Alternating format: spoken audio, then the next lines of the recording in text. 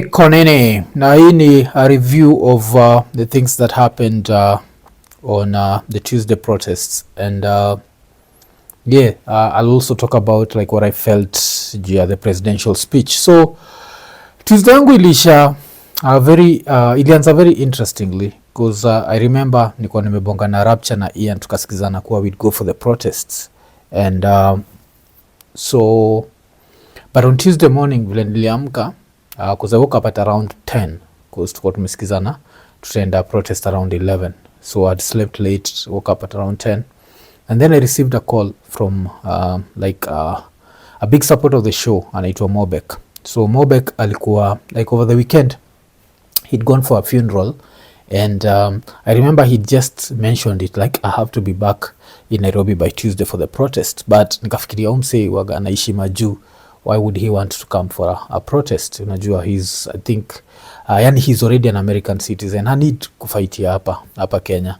But interestingly, he was back in Nairobi, and then he called me, asked me unaenda saa ngapi, nikamwambia tunaenda around 11, and then akaniambia nitakuwa nimekuja hizo sides. So mi sasa nikaamka nikaenda nikachapa shower, alafu vile nitoka tu shower bado nafikiria ni kanini gani inaweza chapilia ka colon gani ile at least nikienda kwa streets ishi kabla ishe. So I'm still thinking of that. I received another call from Mobek, na Mobek akaniambia that pia Jemole msee alikuwa nakuja kwa protest, and they both wanted to park their cars next to the IKONINI studio alafu tuishie tao pamoja. So nikamwambia tu hakuna shida. In the process pia nikadungia Ian, nikamwambia Ian ni aje jo buda, kuna vile I need some new socks. So Ian is even the one who brought me easy socks. Alafu nikaishia kwa bank. I had a few things to do, then by the time narudi both Jemole mse na Mobek walikuwa, alafu tukaamua it's time to hit town. So tukishia tao tulichukua Uber because tuleta magari zao hapa, and in the process tukichukua Uber tukajoke, why don't we just go and get the Ishongwa kit, and kaujui Ishongwa ni ule msuitonga Ichungwa. So Ichungwa alisema vile the people who are protesting right now are kids who use Uber. They use an Uber and then they protest, and then wanachukua KFC, and when they're protesting they shoot it with their iPhones. So coincidentally Jemole mse na Mobek, we all have iPhones, so that's why it was funny to now just have KFC. So we went tukanunua ma KFC, alafu hata kabla tuishie tukiwa tu hapo KFC, tulikuwa KFC Langata Road, tukiwa hapo makara wakaanza kurusha tear gas for no reason, just because there was like a very big group of people who were coming ama headed to the CBD. So they started throwing tear gas. Of course to have like a few jokes around tukiwa hapo Nini. We even did a video around it. I don't know by the time unaonaika tayari tutakuwa nimepost hiyo video, because don't forget that by the time I'm recording this the government has shut down the internet, and but we'll talk about your internet shutdown. So sijui kama what time this will upload, but if you're watching it that means that we got a window and we uploaded it, that is. So in the process joked around hapo KFC, and then tukapata kuku yetu tukaidisha, and then ilikuwa time ya kuingia tao. So tukiingia tao tuko tunataka kwenda, I don't know where we were supposed to be dropped. I think masides tuko tunafikiria kwenda kudrop you masides like Tuomboya. I think it's Ian was saying that Tuomboya would have been safer, but in the process vile tuliingia that was impossible. So tulienda tukidrop pale Loiter Street, na tukifika Loiter Street watu walikuwa wengi hivi, like there were so many people. And the funny thing is now the government ilikuwa inachapa zile tear gas zinachapwa, afu tear gas are very loud, yes, like you have to be there to know how loud they are, and every time because nalipuka people would cheer, and by people I mean girls, men, you know, like people would cheer like but people are very peaceful, and you could see that people were just there to protest, and people were protesting the finance bill. No one was there to cause any chaos, but the government on the other side, you have to look at it. I think I'd analyze this thing and said, this is the government's greatest fear. If they don't use any violence on protesters and they let protesters walk paka pale parliament would have been surrounded by millions of people. this would have been like the first time where like 1 million people end up in town. So the government does not need that, because don't forget, Ruto, who is classified by many as a political genius, campaigned for at least 10 years and ended up winning with a margin of 200,000. You don't want 1 million people showing up there. That would be like a vote of no confidence. So of course haizitaka story kama hiyo. So I fully understand politically why him using the police to disperse and using the police to intimidate is a good thing. But now back to your time. So tushafika Tao. It was very interesting because vile tulifika Tao tulianza na Loiter Street, alafu hapo Loiter Street kumejaa kabisa, tear gas ikaanza kurushwa. Then when we saw like the crowd was moving hivi, tukamwa wacha tutembee tuende kwa Koinange Street. Alafu tukiwa Koinange Street ilikuwa interesting because this is where now we started seeing like celebrities were there. I think the first person niliona ilikuwa Niki Big Fish. Alafu after Niki Big Fish niko na vijana barubaru. Vijana barubaru walikuwa hapo. Alafu try to imagine vijana barubaru Koinange Street, you understand, like madem, we kilishia madem. So alikuwa hiyo area. So tukaka hapo and there was so much happening on that street. I remember, if I'm not wrong, also it's the same street that tuliona Ringtone alikuwa jia gari hapo akidance na wase wake. So there was just that environment of people just having fun but still protesting. And the interesting thing about it, and this is the most scary thing, has to be to the government, is the fact that even the ratio of men to ladies, if I'm not wrong, ilikuwa like 60-40. Like women are out there and they are like protesting. And this is something that has never happened in the country. And it's women of all social classes, the rich, the poor, the same way with men, the rich, the poor. And something that Ian mentioned that I found super interesting is people are protesting and cars are parked. Na cars hazivunjwi ndani. Like kuna msee mmoja ule alitry kuiba, I think tukiwa Koinange Street, and he was beaten up and then handed to the police.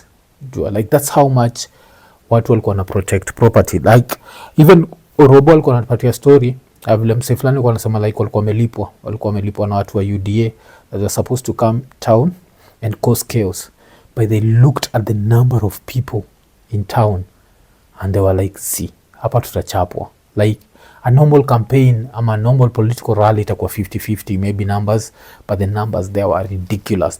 They felt like it would be 100-1. So that's the number of people that were in town. So tukatoka Koinange Street. So now we decided to just walk and see how the protests are happening. So nakumbuka tukitoka Koinange Street tukaanza kupitia njia iko nyuma ya City Market, tukienda hivyo close to, I think ni Mwindi Bingu. Yes, Mwindi Bingu Street. Tukiwa Mwindi Bingu Street, I think another person tuliona ilikuwa ni Shix Kapienga. Alikuwa na sister, alikuwa na like a few other actors, akina Tosh tuliwachekia hapo, akina Mutha King tukawachekia hapo. So people had come out to protest. So tuka nini nao kidogo, alafu tukaamua like our mission was now to see just how big is this crowd. So we decided to walk via nini, instead of kutumia Biashara Street tulitumia street fulani hapa, nimesahau jina, ilikuwa karibu na hiyo Jamia, si Jamia Mosque but Jamia Mall, yes. So tukitembea hivyo tukaona like there were these medics wale walikuwa nasaidia the injured, and the place was so organized, and so wasa walikuwa napelekwa hapo. So hata mkitembea unauliza, are you injured, do you need a check up, like nini unafanya hapa paka like, and it felt like it was being run like in such a professional way. Yes, so tukaendelea kutembea hapo, tukachekiwa, tukadhata kuna dem fulani aliniambia like she'd volunteered there and she saw us, mimi, Rapture, Ian na Robo tukipita.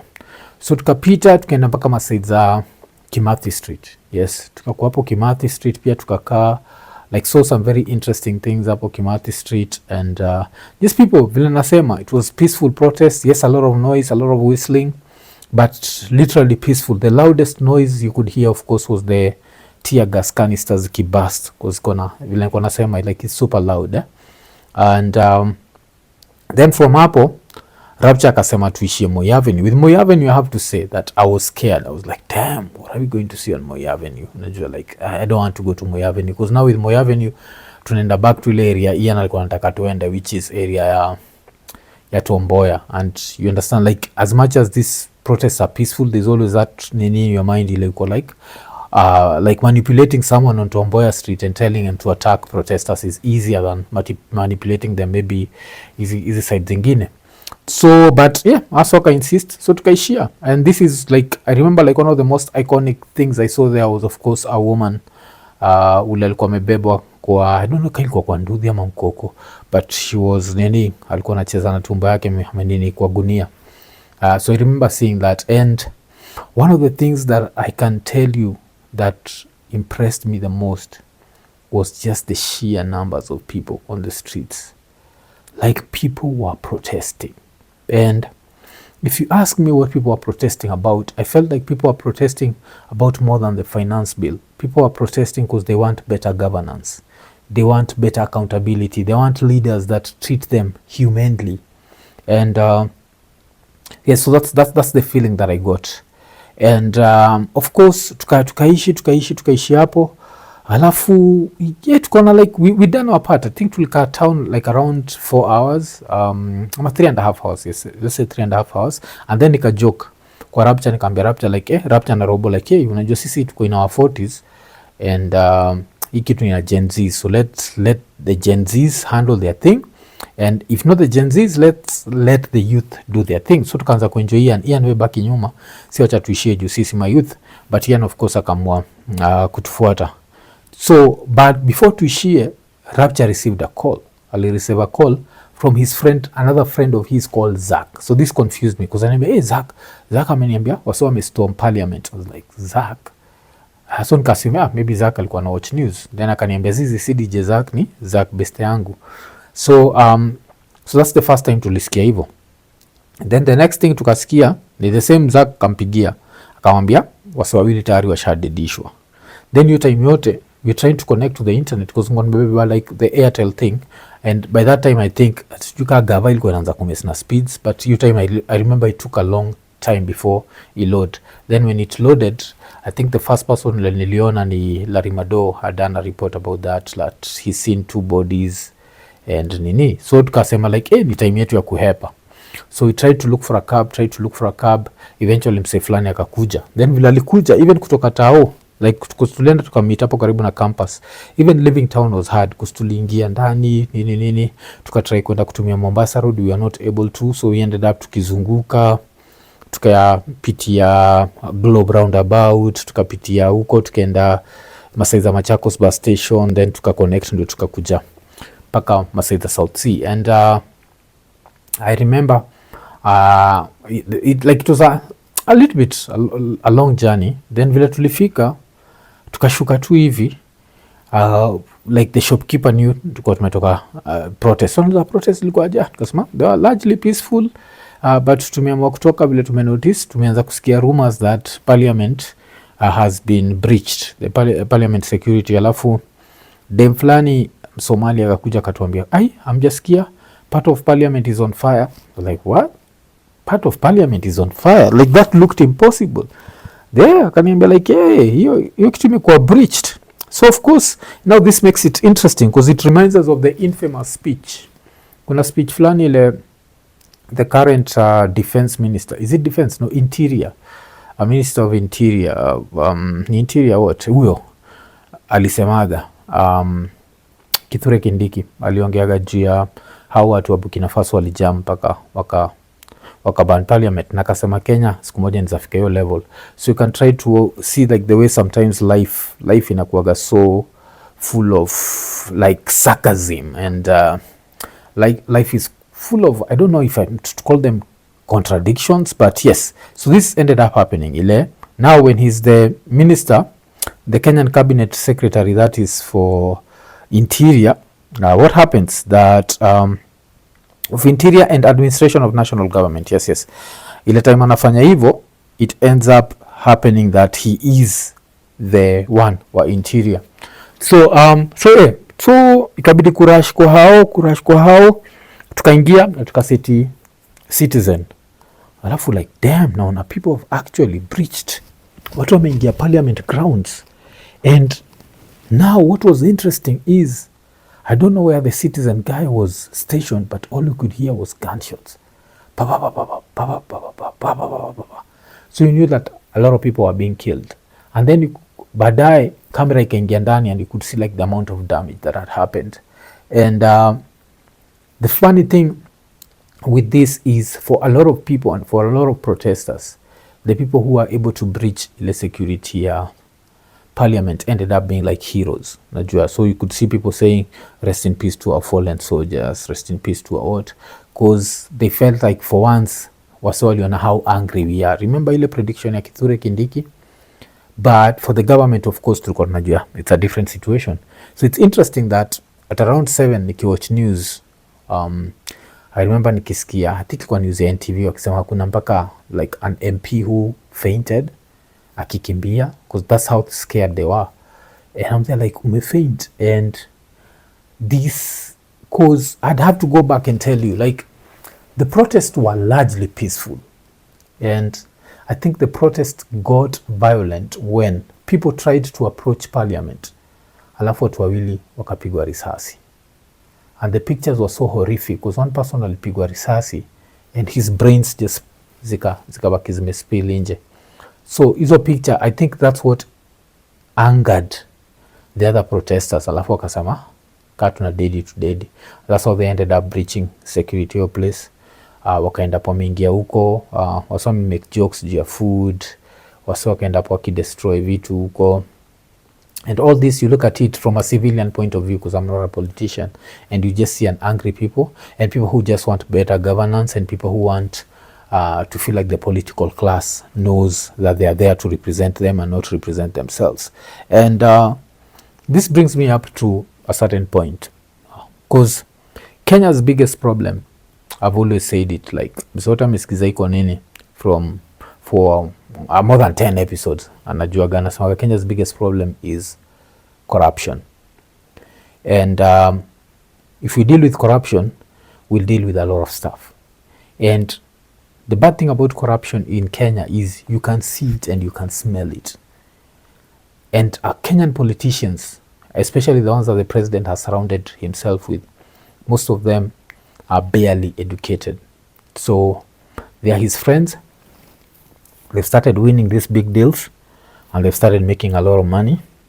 But as I said, they are barely educated and they know very little about a lot of stuff. For example, if you had to watch a movie about robbery, kuna kugana movie mingi sana about robberies. And when bank robbers rob a bank, the first thing that they normally tell each other is, do not spend the money right now. Just space it out. Do not spend it on extravagant things. Just do what? What has happened lately? We've seen the president's friends wearing watches that are millions. We've seen them driving Maybachs. We've seen them with like bundles of cash giving out kwa churches and such. And when people see this, people are like, damn, I'm the only one struggling. The same government that wants to increase my taxes, this is how they're living. They're wearing Gucci belts, they and Gucci shoes, they're wearing expensive belts, they're wearing $1,000 shoes, and we are there like we are struggling. So this feels like a provocation. And so of course watu wataongea watakuwa like, sejo mnavaaje hizi vitu hii mnatumia taxpayers money, because before when Ruto was president we never when Uhuru was president we never saw you wearing these things, but all of a sudden we are seeing you wearing these things. And of course we'll react. Meaning one of those people who's been questioning that. Alafu you see a comment like this. Kuna vile nani alisema Karenyamo alisema, you want to question the president, you want to question the watch a president wears. Are you crazy? A man who ran a presidential campaign worth billions, you're surprised that he has an expensive watch? It's probably a gift. You have a great opportunity to voice real issues of your generation that have long been ignored and focus on the clauses of the bill. Nini, stop sideshows and let the government take you seriously. So yes, the government is not supposed to take us seriously when we see our president wearing a 10 million shillings watch and we see his friend wearing an 18 million shillings watch.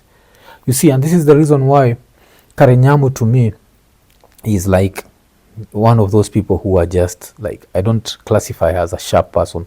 Mwonaga like she's super dumb. And ikikam to story ya Karenyamu, if you want to see how Karenyamu is annoying, even Lynn Ngugi, like Lynn Ngugi is like one of those really soft ladies. Unajua, unamwonaga tu like she's calm.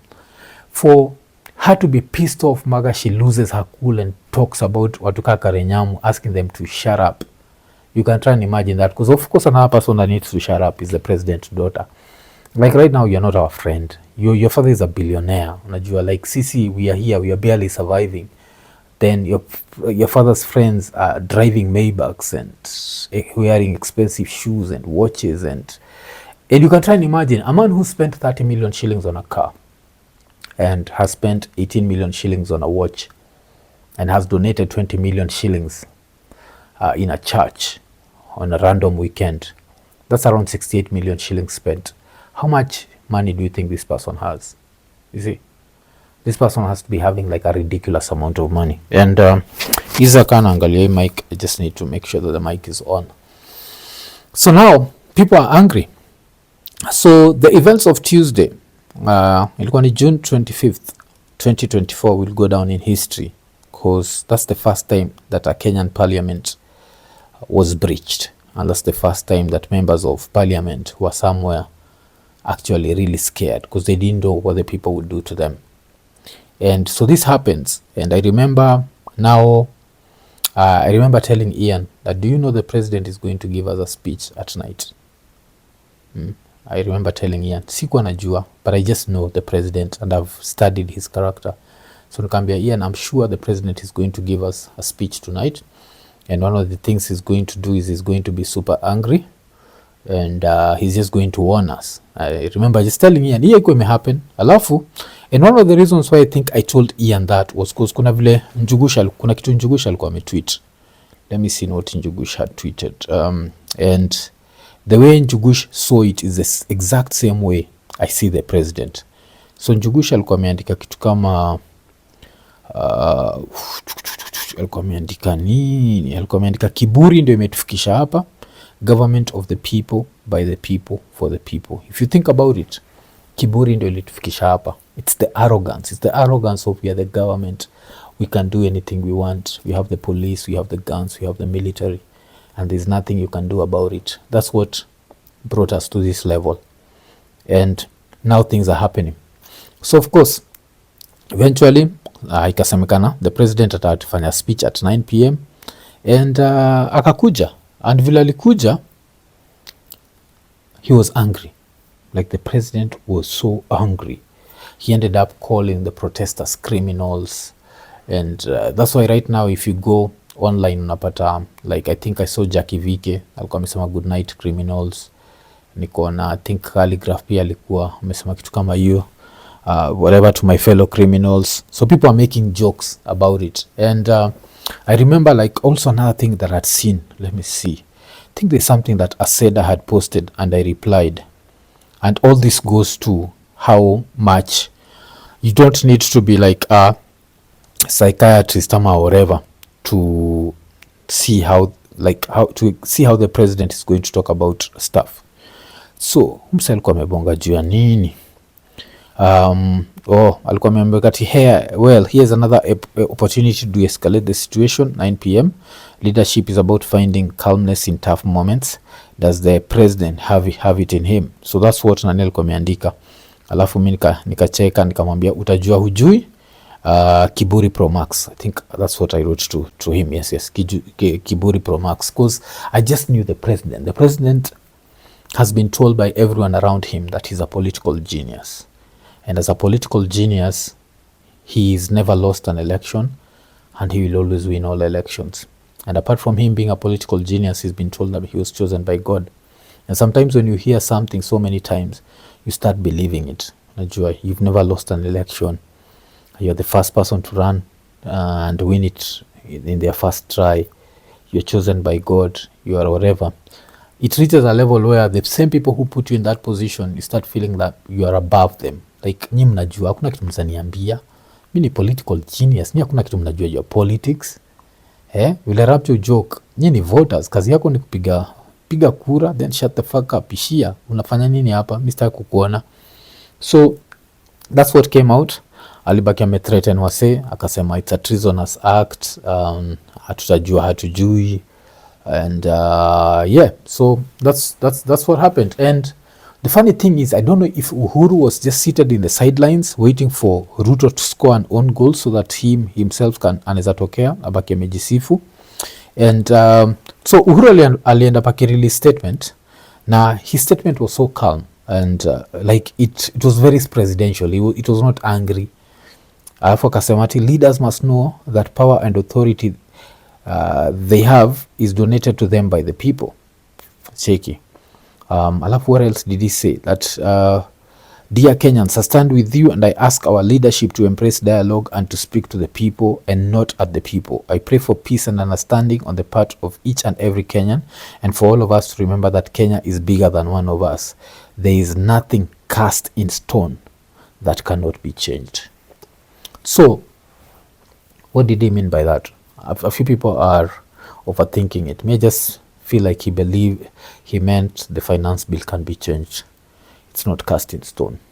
But the president was so angry that your speech alitoka to alistorm out, like basically. And people started analyzing his speech. So I'll go through a few of the tweets. Kuna msanii Nelson Amenya aliandika, irony is you send the police to Haiti to face armed gangs, then deploy the army to help police in Kenya deal with unarmed kids. Because yes, most of the people, everyone that I saw in town was unarmed. Rufus Kamau akasema he didn't even mention the finance bill. He didn't even mention the dead protesters that the police killed. He didn't even mention the people living with opulence on our taxes. He thinks it's about him and his hefty life alone. We shall not relent. We are Kenyans. And then kuna nani tena hapa?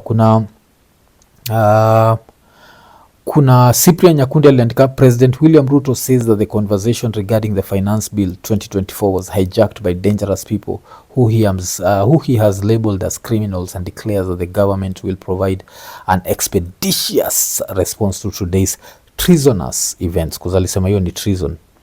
Hanifa akatweet, we were armed with water and them with bullets. Who's the criminal here?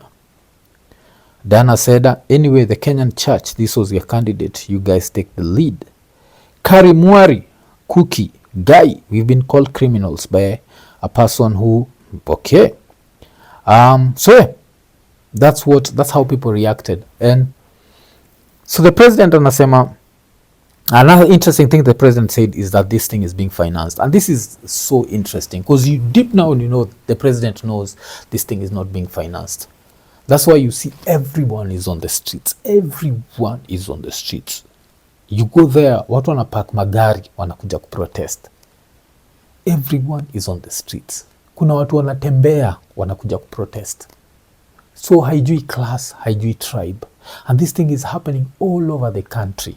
Paka in the president's so-called strongholds. Because this is the most interesting thing.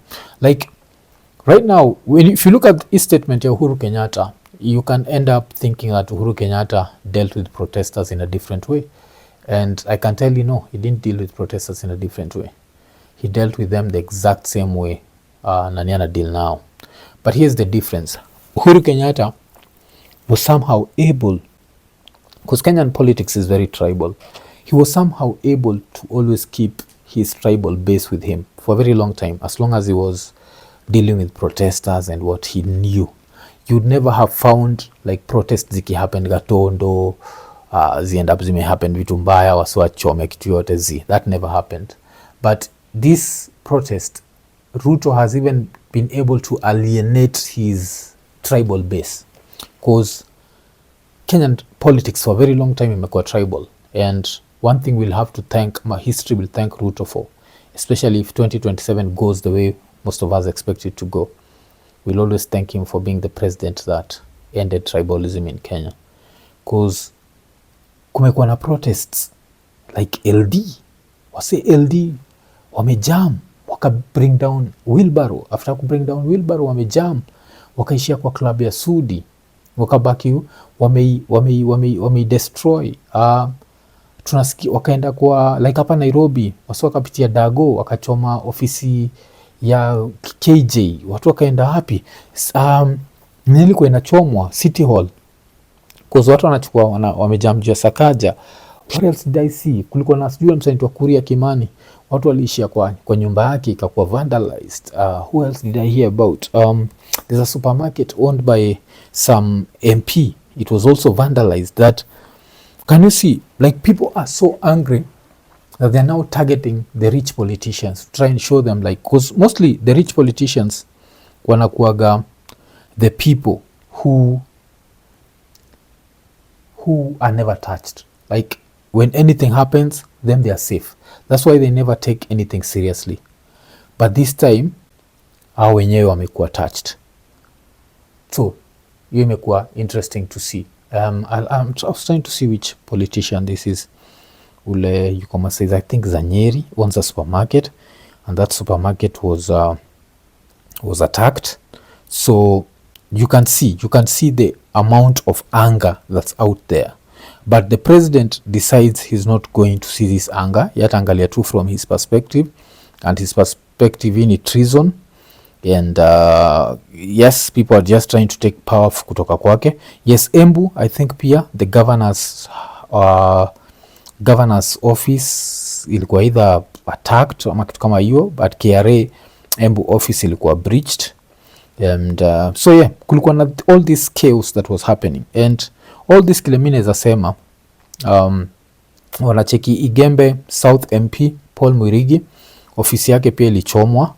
So ukiangalia hizi vitu zote, as anyone who studied history, you have to know that you can't just brand people as criminals. At some point you have to understand that political anger has to be shown in ways, and sometimes that way can be, in quotes, violent.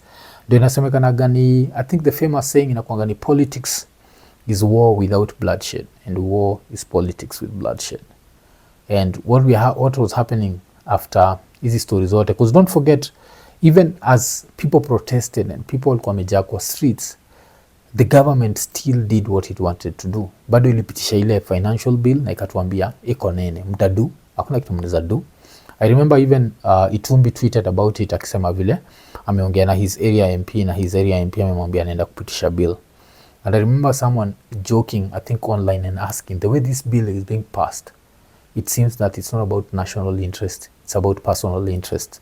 Because anyone else ule alikuwa nafikiria juu ya national interest would be like, you know what, maybe let's relook at this thing, let's tuache emotions za watu zi go down, alafu we look at it again. But them, they're not looking at it that way. And so as I was saying, back to Uhuru Kenyatta. Uhuru Kenyatta used to deal with like protesters the exact same way. Watu walikuwa napasuliwa vichwa. Mimi mse naweza sema for most of my life I've been someone who's leaned on the opposition side. So I've seen the ugly side of the government. I've seen like 2007, niliona how Kibaki deployed the police. Makarao waliangusha watu wengi sana. Niliona 2013, niliona 2017. Like 2017, I remember, I think after 2017, that's when I think Matiang'i akasema, now you can no longer post, you're not allowed to post the gory images. I think hiyo ndio kwa time ya Baby Pendo ama something. So, but somehow this guy, even with all that violence, he was able to convince everyone that it was a Luo problem, that protesting was a Luo problem. And apart from protesting being a Luo problem, it was these Luo violent protesters. And because Kenyan politics is very tribal, every time that protester was killed, ilikuwa like, they were looting. Ni mjaka fulani. Then you'd have mse kama the cabinet secretary. Ilikuwa ni wa trade. Squeezy, I don't know, is a cabinet secretary wa nini. Kuria would be there talking about the foreskin misleads the mind. And you see, with that, all that tribal undertone, Uhuru was still able to keep his tribal base. It's so interesting to see. I'm sure if we were to vote today, Ruto will still have his tribal base. But it's so interesting kuona vile saizi mpaka LD watu wana protest. So if watu wana protest LD, wana protest Mombasa, wana protest Nairobi, wana protest Nakuru, wana protest Naivasha, Nyahururu, wakina Nyeri, Embu, all this is happening, and you still pass this bill, and you call all these people criminals, and you say they are being financed. Who's this financier? And where was this financier all these other years when all the protests would just mostly happen in Nairobi and Kisumu only. Where was this financier that saizi may come up that can finance all these other places? And the problem with all this ni the infamous story of the emperor is naked, and no one wants to tell the emperor that the emperor is naked. And the emperor is naked in this story because he's being told that you're not perfect and you can make mistakes. And with this financial bill, you've made a mistake. But instead of agree that he's made a mistake, inakuwa nyinyi ndio make mistake. I'm perfect. How dare you? How dare you question me? I'm perfect. I never make mistakes. You shut the fuck up. So hiyo ndio imekuwa situation. So tumeend up kwa hii story where now by the time tuko nafika jioni a gazette notice ikatolewa, and the gazette notice ikasema kuwa KDF wamekuwa deployed. And now kuna wasa understand constitution wanasema KDF should only be deployed after approval of the National Assembly. But don't forget, nowadays, I think I've said it on this podcast, the legislature in Kenya is useless. And since the legislature is useless, it means that the president can do whatever he wants to do. And so now KDF watakuwa unleashed on the streets. So the question is, will we have a protest on Thursday? I don't know if it's going to be there. And if it's there and there's KDF on the streets, will people show up? Because now you see in ile ya gava inatuambia we are going to use violence. And there's nothing that governments are better at than violence. And as I say this as someone who's always been on the leaning on the opposition side, so I've seen this level of violence. And that's why, to me, if you had to ask me who's the least violent between Kenyatta, Moi, Kibaki, Uhuru, those four, because I've seen them, I can't tell you who's the least violent, because I've seen all of them get, like, as innocent people died. And the only advantage that they had was they had their tribal base. So that time meant that people could argue and say the protesters were looting and what. But this time, there's not that. And it's a very beautiful time to be, because now people can see that it's the government that's normally violent. So the government has been very violent. That like imagine bullet inapasua kichwa mpaka nini zinaanguka chini. But now apart from that, another interesting thing that happened, of course, on Tuesday was the government finally switched off the internet. Something that we'd predicted would happen. Of course, all these companies are now panicking because you don't want an angry president coming at you. So they released a statement wakisema ni fiber ilikuwa imekatika. This was said by both Safaricom and because Airtel was there for some time. I remember paka nilitweet nikienjoy wasena ambia sena tumia Airtel, and I think I used it for like 2 hours before it also finally went down. By the time I'm shooting this show, the internet is up and down. It's basically so sasa sijui kama hii itaenda up imenini. So I don't know what to think. KDF watakuwa kwa streets zetu. The president is angry. The MPs would rather please him than please their constituents. So it's an interesting time that we're living in, and we're just going to have to wait and see what happens. But this is a very interesting parliament, because I'll say that again, the MPs would rather please one man than please 50 million people. It's interesting.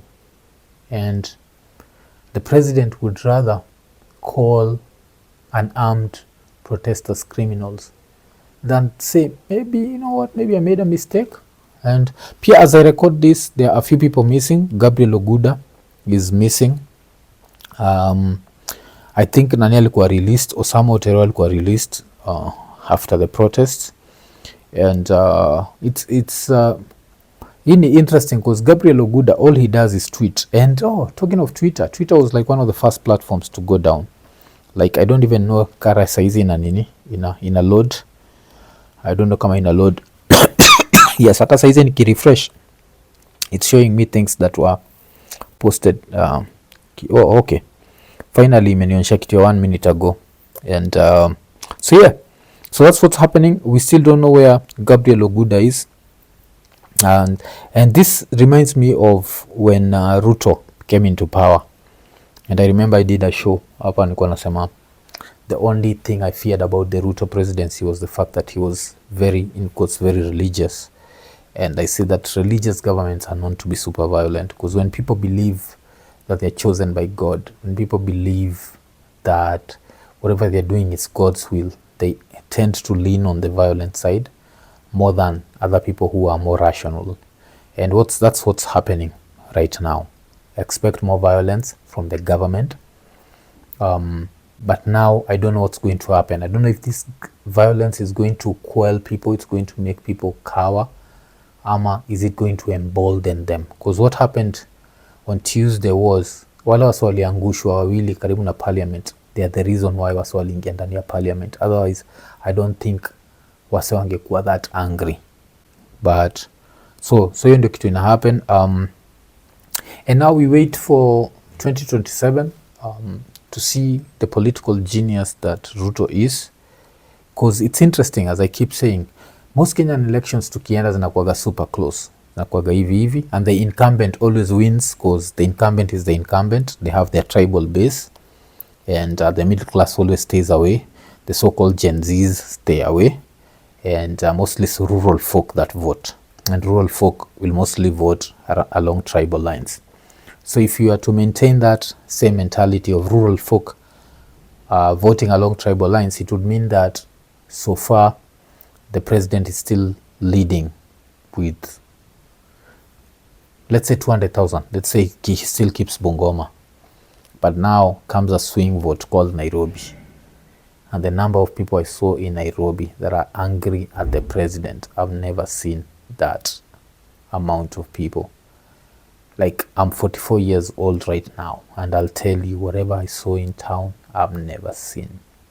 And the president, I don't know, him is more worried about, even like ukiangalia statement yake, the president, the statement that he made, he was more annoyed and more angry with the fact that people tried to attack the legislators, the MPs, more than the fact that civilians are angry. Like, nyinyi kazi yenye ni kupiga kura, piga kura, nyamaza, acha ujinga.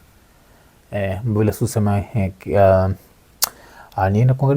ni vizuri unyenyekee ndio sifinywe nye, unajua. So yeah, hiyo ndio kitu ina happen. So those were the protests. I'm waiting to see what happens, but if you want to see the way people are angry, I've seen people, everyone has gotten political.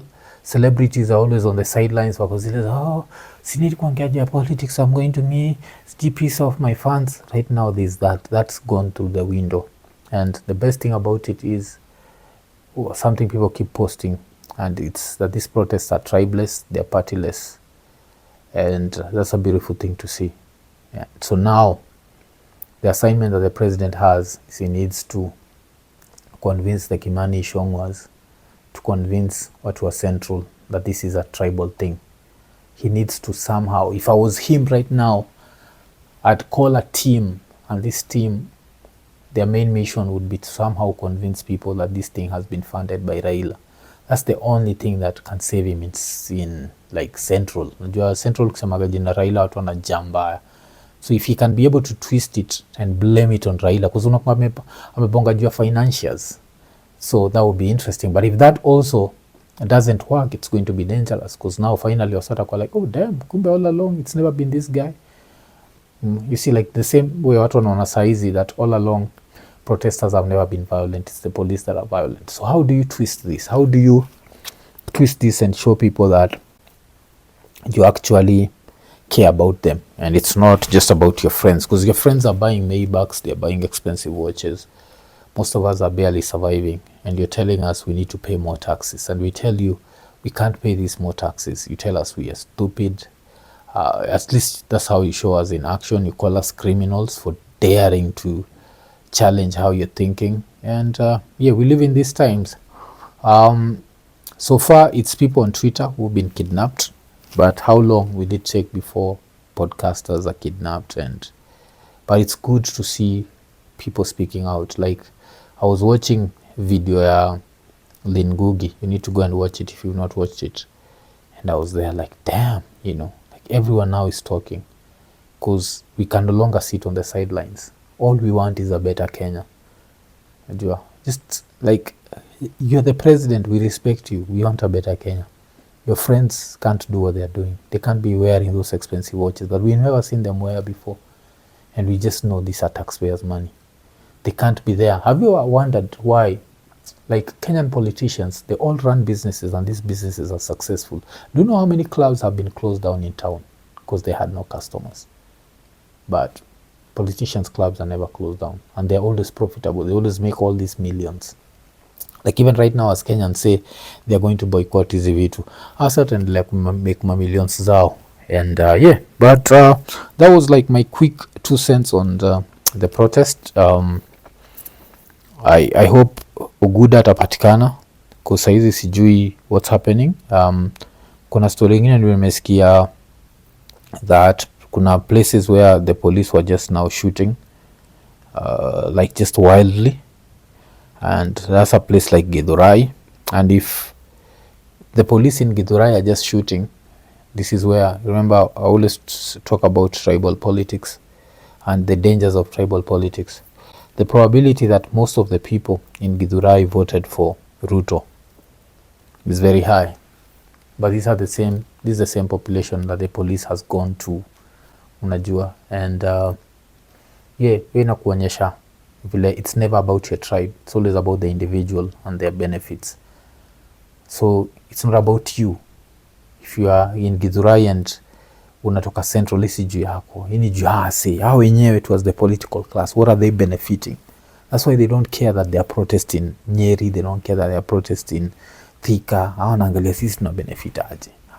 At that point they forget tribe. So we as a people, if we are to forget tribe, I just see great things for this country. I see great things for this country. Like the day that we decide to vote for our own personal interests and not for the interests of the political class and not for the interests of the tribe, but your own personal, on an individual level, what's going to be good for me? Not good for us, good for me. Let's start with that and then we go to us. Hiyo time ndio itakuwa poa kabisa. But as long as tunajuaga tu all a president, all someone needs to do is stand up and tell you something that the foreskin misleads the mind. Alafu sasa wewe uko pahali uko worried kama prezi wako atakuwa na deki imekatwa ama ijakatwa, so ume lose focus. So hiyo like a quick research, this should have worked in the early 80s. A quick research in the 90s should show you that most probably 100% King Charles yuko na foreskin, 100% old Macron wa France yuko nayo, Japan yuko nayo, Jinping China yuko nayo. Like you look, so here that's not, has nothing to do with leadership. But sasa uzuri wa 2027 is no Raila. So what's going to be the excuse? Like Mike nani Moses Kuria akipatiwa microphone, what is he going to be talking about? It's going to be a very interesting election and I'm looking forward to it. And I want to see how fast Kenyans forget. You know, like the military has been unleashed on our streets. This has never happened before. It's actually happened. We've been called criminals. This has never happened before. You know, like I've seen the tribal undertones happen. Like nilicheki umsaitwa Ahmed Nasir akisema sijui ati these protests are mostly Raila and his tribal goons. Nacheki because there are people who enjoy the status quo. If you're a billionaire like Ahmed Nasir, you want the status quo to maintain. So of course you don't want someone who's going to come and change things so much. You just want things to, you know, change sana. So I understand vile anakuwaga na hiyo story like his hatred towards Raila. You know, I understand higi. But sasa vile nasema, I'm really looking forward to see who will go against Ruto in 2027. And to me, that person has to be such a poor politician to lose, because this is theirs to lose. I've never seen a politician make Kenyans this united. And a lot of people keep telling him he's a genius and he can never be defeated. And this is interesting because what wanasema, if he defeated Uhuru, well, Uhuru had the system, how can he be defeated when he has the system? So that would come back to, did he win because he's a genius and he made people love him, but did he win because he gamed the system? You know, that would be the question. But we don't know.